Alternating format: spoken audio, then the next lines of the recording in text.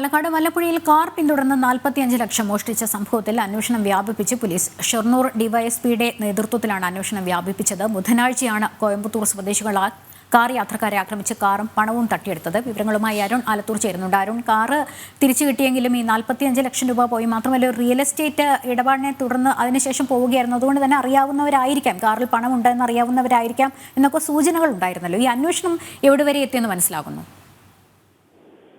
ലക്ഷ്മി, ഇപ്പോൾ അന്വേഷണത്തിന് വേണ്ടി പ്രത്യേക സംഘത്തെ നിയോഗിച്ചിരിക്കുകയാണ്. ഷൊർണൂർ ഡിവൈഎസ്പിയുടെ നേതൃത്വത്തിലാണ് പ്രത്യേക സംഘം രൂപീകരിച്ച് അന്വേഷണം നടത്തുന്നത്. കഴിഞ്ഞ ബുധനാഴ്ച രാവിലെയായിരുന്നു ഇത്തരത്തിലൊരു സംഭവം ഉണ്ടായത്. കോയമ്പത്തൂർ സ്വദേശികൾ ഇത്തരത്തിൽ റിയൽ എസ്റ്റേറ്റ് ബിസിനസ്സുമായി ബന്ധപ്പെട്ട് 45 ലക്ഷം രൂപയോളം കാറിൽ കൊണ്ടുവരുന്നതിനിടെ മറ്റൊരു കാറിൽ ഇവരെ ചേസ് ചെയ്യുകയും തുടർന്ന് കാർ ഉൾപ്പെടെ തട്ടിയെടുക്കുകയുമായിരുന്നു. പിന്നീട് കാറ് മറ്റൊരിടത്ത് ഉപേക്ഷിച്ച നിലയിൽ കണ്ടെത്തുകയും ചെയ്തു. ഏതായാലും ഈ പ്രതികൾ വന്ന കാർ കേന്ദ്രീകരിച്ചാണ് ഇപ്പോൾ അന്വേഷണം പുരോഗമിക്കുന്നത്. യാത്രക്കാരെ ആക്രമിച്ച് ഈ കാറും പണം തട്ടിയെടുത്ത സംഘം പിന്നീട് കാറ് പോക്കുപടിയിൽ ഉപേക്ഷിച്ചു എന്നുള്ളതാണ് അന്വേഷണ സംഘം കണ്ടെത്തിയിരിക്കുന്നത്. ഈ പോക്കുപടിയിൽ ഉപേക്ഷിക്കുന്ന ഘട്ടത്തിൽ വിവിധ ഇടങ്ങളിൽ നിന്നുള്ള CCTV ദൃശ്യങ്ങൾ പോലീസ് ഇതിനോടകം തന്നെ ശേഖരിച്ചു കഴിഞ്ഞിട്ടുണ്ട്. ആ CCTV ദൃശ്യങ്ങൾ ഉൾപ്പെടെ പരിശോധിച്ച് എവിടേക്കാണ് ഈ സംഘം പിന്നീട് പോയത് തുടങ്ങിയ കാര്യങ്ങളും ഇവരുടെ ഏതെങ്കിലും തരത്തിൽ മൊബൈൽ ലൊക്കേഷനോ മറ്റോ കേന്ദ്രീകരിച്ച് വിവരങ്ങൾ ലഭ്യമാവുമോ എന്നുൾപ്പെടെയാണ് പോലീസ് ഇപ്പോൾ പരിശോധിച്ചു വരുന്നത്. ശരി, വ്യക്തമാണ്. അരുൺ ആലത്തൂർ വിവരങ്ങൾ നൽകിയത്.